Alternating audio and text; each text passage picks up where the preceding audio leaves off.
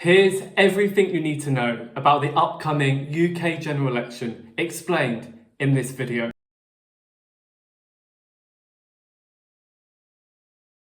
We are having a UK general election on the 4th of July.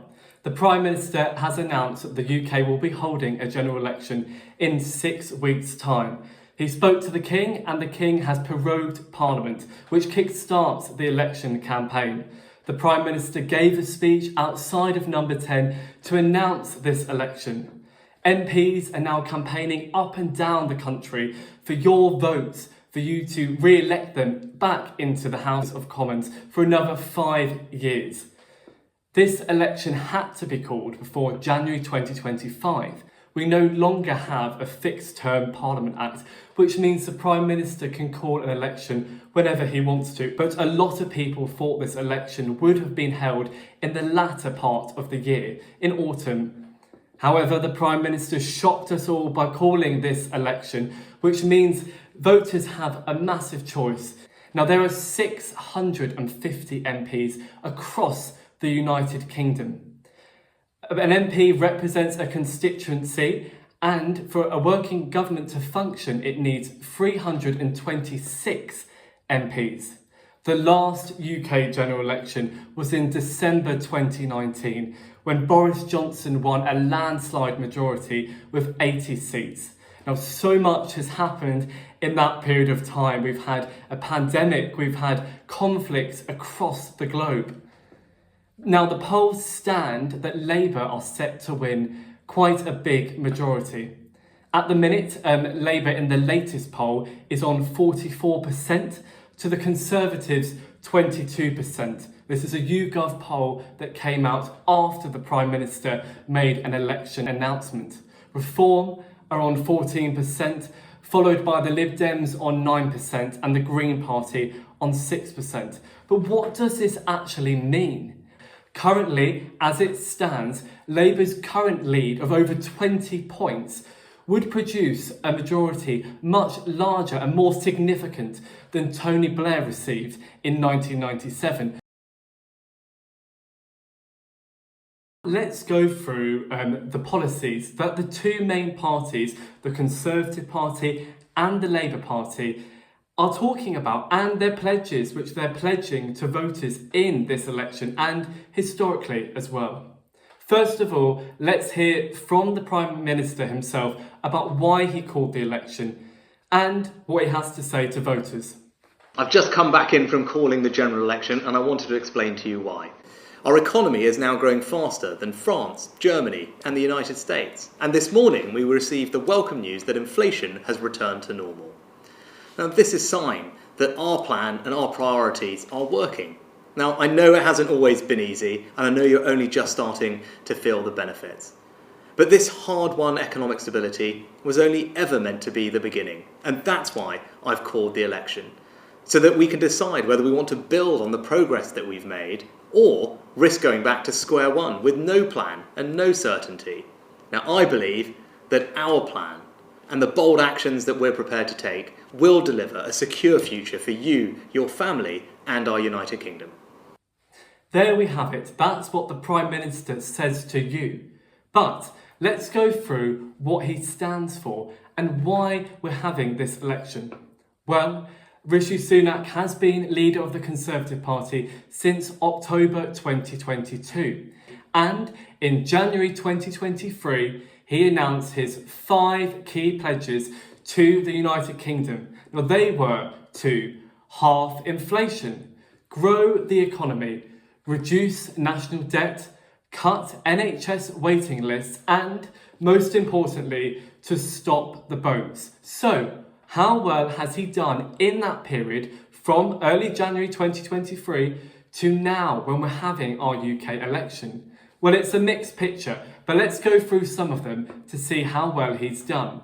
On halving the inflation, well, inflation was over 10% in 2022, largely because of the war in Ukraine. However, over that time, the Prime Minister has reduced inflation to around 2%. Why is it important to bring down inflation?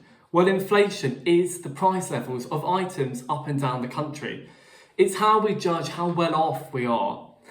To bring down inflation means that people have more money to spend. The value of items are less expensive and people are better off. On stopping the boats, well, this issue is very important for UK residents across the country. Having strong borders and protecting national sovereignty are the cornerstones of Conservative ideology. However, in the last few years, we've seen a significant rise in illegal small boat crossings across the English Channel. This has caused tens of thousands of people to come to the UK illegally.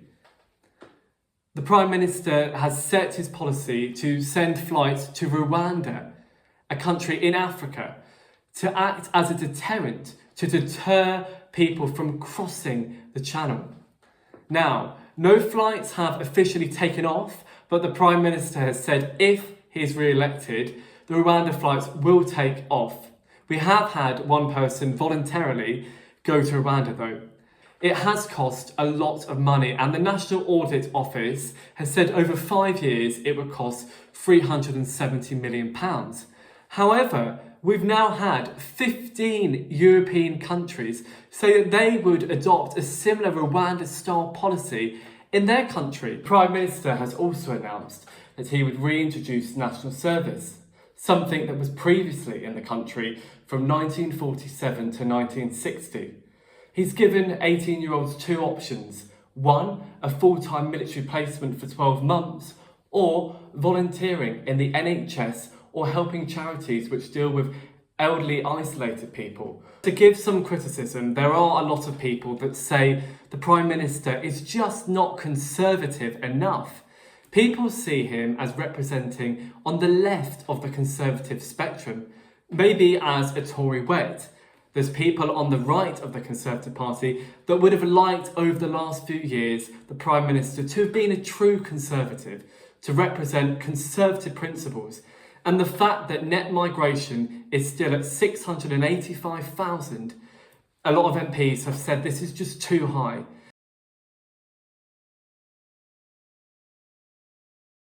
Labour have not been in power since 2010. Tony Blair won a landslide victory in 1997 and led the Labour Party until 2007. Then Gordon Brown was Prime Minister for nearly 3 years, from 2007 to 2010. Sir Keir Starmer is now leader of the Labour Party, and he became leader in 2020 after the historic election in 2019, which was when Jeremy Corbyn gave the Labour Party their worst defeat in a very, very long time. Let's hear from the man himself, Keir Starmer, why he thinks he should be Prime Minister. Time for change. Britain is a great and proud country, but after 14 years under the Tories, nothing seems to work anymore. Public services crumbling, ambulances that don't come, families weighed down by higher mortgage rates, antisocial behaviour on our high streets. The list goes on and on. Labour have 6 key pledges in this election, which they announced a few weeks ago before this election campaign started. They are to deliver economic stability, set up green British energy, cut NHS waiting lists, launch a border security command to tackle with the criminal gangs that are helping with the small boat crossings, reduce antisocial behaviour, and finally to recruit 6,500 teachers. We do have a policy, an education policy, that Labour have been talking about. This is to introduce VAT for private schools. A lot of people have criticised this and said that this might demonstrate a sort of politics of envy, where actually more people will be forced into the state school system. KPMG have estimated that in a 5-year period it will cost £416 million, giving 16-year-olds the vote. Now, only recently did they actually say that they would do this in the first year of a Labour government. Now, this is a really interesting policy, and it's something that I do want to talk about and give some time to, because at the minute, citizens in the UK can vote at the age of 18. If Labour reduce the voting age to 16, it means that 1.5 million more people will be able to vote. And we know that young people are 10 times more likely to vote Labour as well. The Labour Party was set up by the unions. They're normally quite pro-union, more pro-welfare state, giving out more benefits. They're more socially liberal on policies to do with LGBT rights. They've said that they want to make it easier for people to change gender, and instead of having a panel of doctors and seeing several doctors, they just want it to be one doctor to see before someone changes gender. They've also spoken a lot in the past about pronouns, and they've said that if someone deliberately says the wrong pronoun to someone, it could lead up to 2 years of a jail sentence. Starmer has been criticised for a lot of U-turns over the last year or so.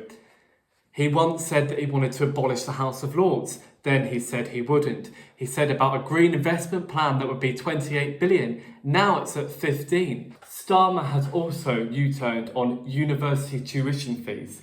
Back in 2020, when he was running to become leader of the Labour Party, he pledged to abolish tuition fees. However, recently, Shadow Education Secretary Bridget Phillipson said that university fees may have to actually rise. Labour want to decarbonise Britain's electricity grid by 2030. National Grid have said that this isn't actually possible until 2035. And Aurora Energy Research, and they've said that this would cost 116 billion over the next 11 years. Well, can we actually afford this? The last time that Labour were in power, and when they left office, the Chief Secretary of the Treasury, Liam Byrne, left a note saying that there was no money left. But Labour have said they would only spend as much as they can. We know that in the past, Labour have been quite pro-migrant. In the last Labour government, there was 2.2 million migrants that came to the UK. This was due to the freedom movement as well, which factored in being a member of the EU. We've now left the EU. Keir Starmer was the shadow Brexit secretary, and he was behind Labour's policy to hold a second referendum at the last general election.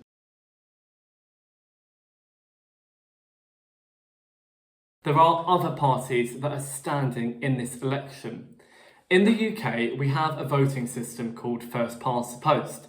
This means that the winner of that constituency will become the MP. Winner takes all. However, if you come second or third by, let's say, only 100 votes, you will not become the MP, but you'll still have a lot of votes. We've got the Reform Party, which is standing in this election. Reform have been polling above 10% over the last few months, and they could harm the Conservative Party. In 2015, UKIP got 3.8 million votes, but because of first past the post, they only received one MP, the Liberal Democrats. Now, since the coalition days when they were led by Nick Clegg, they haven't really had a lot of prominence in British politics reflected in Parliament. But this could all change. We could see their MPs rise potentially. We know that the party is expected to campaign for closer ties with the European Union. It's also expected that they will be in favour of proportional representation and 16-year-olds having the vote.